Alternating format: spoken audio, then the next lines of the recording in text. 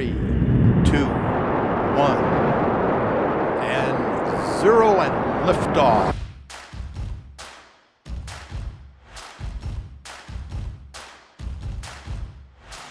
Hey everyone, this is Greg Lafferty, the Rocket Guy, the Rocket Guy Real Estate Investment Network.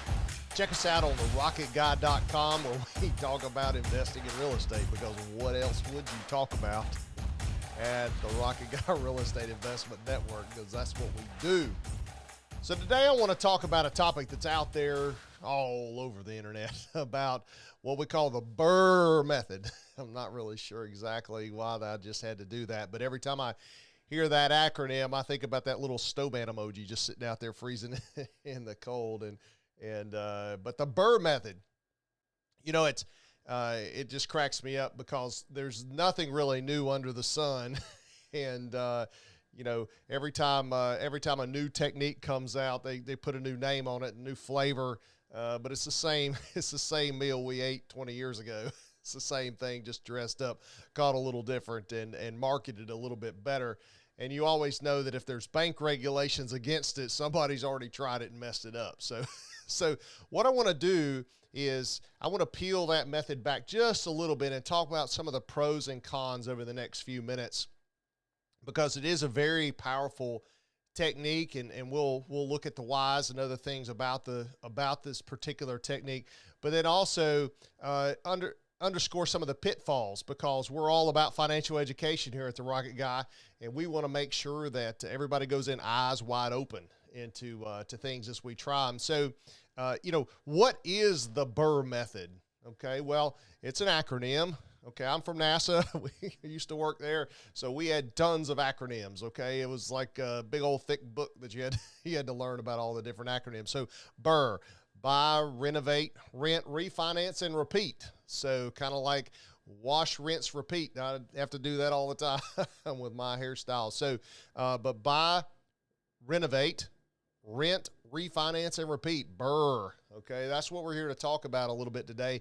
And I was doing this 25 years ago, back before it was cool. That's kind of how I got started.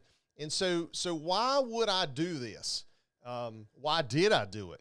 And I'll tell you why. I had no money.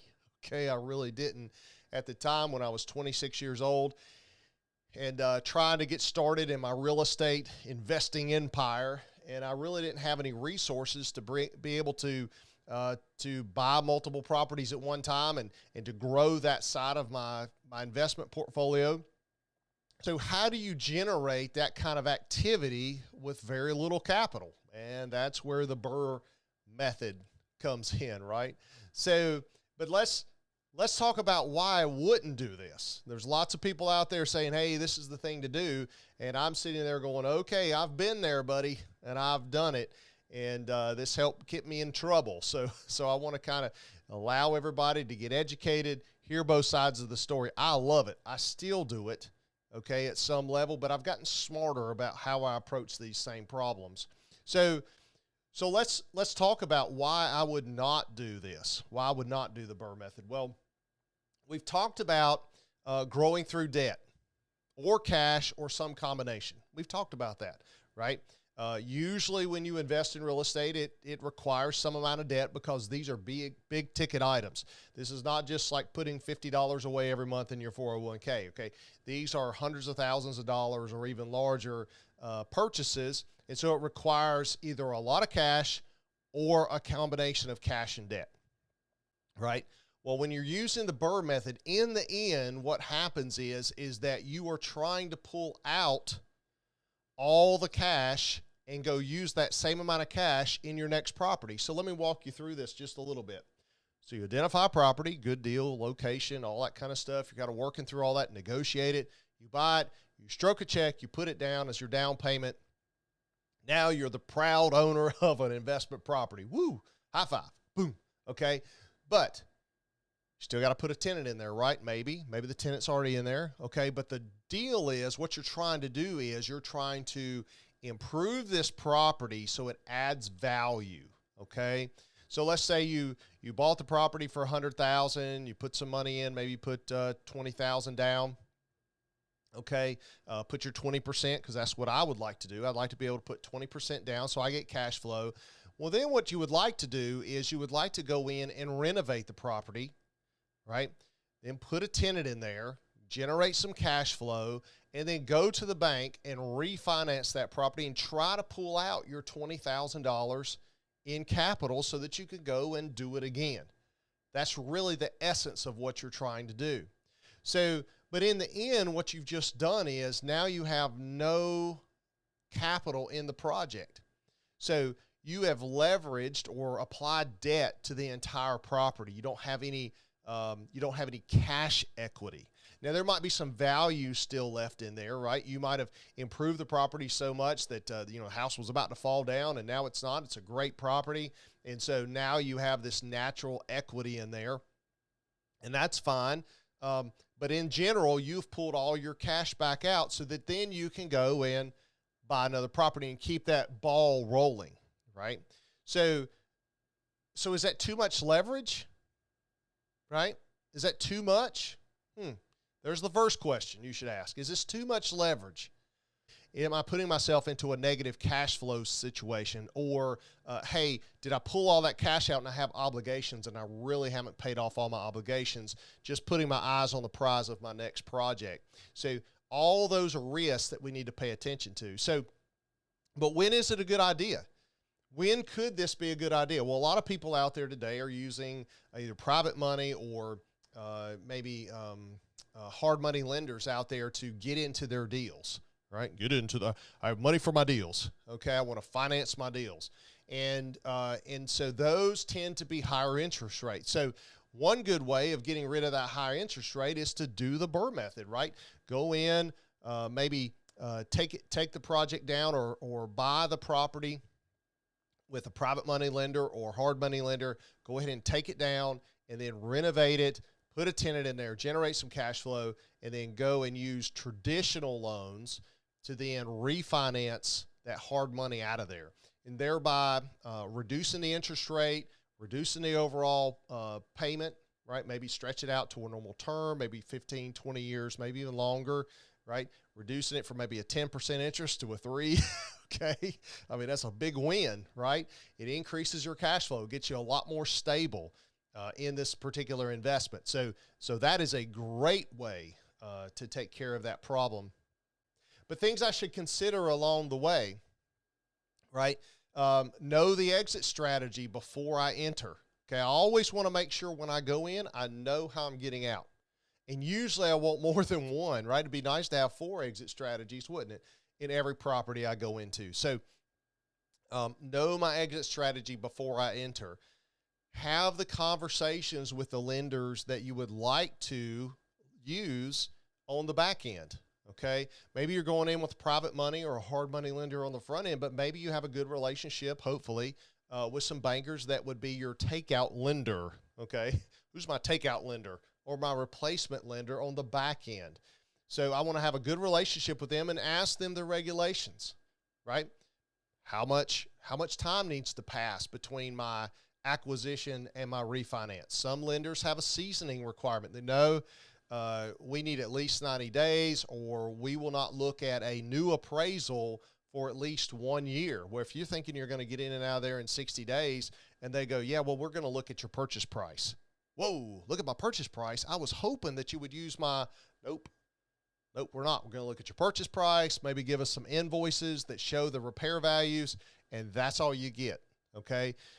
The real muscle in this tool is to get appreciation, okay? Not to just, I put 50,000 in to improve it, and now my value, I bought it for 100, I put 50,000 in, now my value is 150. No, you would like to be able to say, no, my value is 175 or higher, right? Because the lender's not going to give you 100% financing, right? They might give you 75% or 80% financing. So if I were to want to pull out my cash, I would like the value to be higher than what the cash I put in, right? Because I have to fund those improvements somehow. So I'd like the value to be higher. So if they're going to use just the hard cost of, I bought the property for 100 and I paid 150, that doesn't really help me achieve my goals. So So the goal would be to be able to talk to the lender and say, hey, what are you looking for in a refinance? And there are different rules for a cash out refinance than from a purchase finance, right? Sometimes in a cash out refinance, they might only give you 75% or 70% on the loan to value, but they might give you 80% for a purchase. So these kind of things you need to discuss with the lender. And are they looking at value or cost? The other thing you need to do and consider is do the math, even the simple math. When we talked about doing the simple math a while back, I talked about the 1% rule. That holds true with improvements as well. So if you're going to purchase this property for $100,000, let's continue that same example, and you add $50,000 to it, that's $150,000. Well, using my 1% rule, it's not mine, I didn't come up with this, okay? I should be able to get $1,500 a month for that property. So you have to be very, very careful, especially when you're watching HGTV 24/7, okay? For a rental house, you just can't go in and put marble tile everywhere and all these high-end finishes and not cause that project to bloat or grow beyond that 1% rule, because that still applies. That rule still works. So do some simple math. Can the property support that improvement cost, okay, from a rental and cash flow perspective? When you're doing your budget, the other thing to consider is put a contingency in that improvement budget. Nothing is more painful than to run out of money, okay, and still not have something put together that you can rent, okay? So nothing is more painful than that. So put a contingency in there, and then make sure you're doing enough math and problem solving to make sure we have cash flow on the back side. So all those things are things to consider that I ran into and had a lot of difficulty, very painful, okay, when I was doing this 20 some odd years ago. So I just want to pass that along to you. I love the BRRRR method. In fact, my last apartment project, I did the BRRRR method and ended up selling it as one of my exit strategies, but I was considering refinancing, pulling the cash out and doing it all again, but I ended up selling it instead, which worked out great. But in the end, that was a big scale: buy, renovate, rent, refinance, and repeat. Right. In the end, I bought, renovated, rented, and I sold. But that was just one of my exit strategies. But I certainly had the refinance lined up to get into better terms, longer. Was looking at more of a 25, 30-year type loan and better interest rates for that to secure better cash flow, and then pull that cash out and then go in and buy something else. So all that is very possible. So thanks for joining us today on The Rocket Guy. I appreciate coming in every week and listening to me ramble and share from some of my experiences. I appreciate all that. We would also appreciate your questions, comments. Please feel free to like and subscribe and do all those kind of things you're supposed to do on these platforms. And visit us at therocketguy.com. We have some extra materials, some live presentations I've done in the past that you might enjoy, and some tools and things like that are all free to you. And don't forget to come by next week and check us out again at the Rocket Guy Real Estate Investment Network. Thanks a lot, and I hope you have a great day.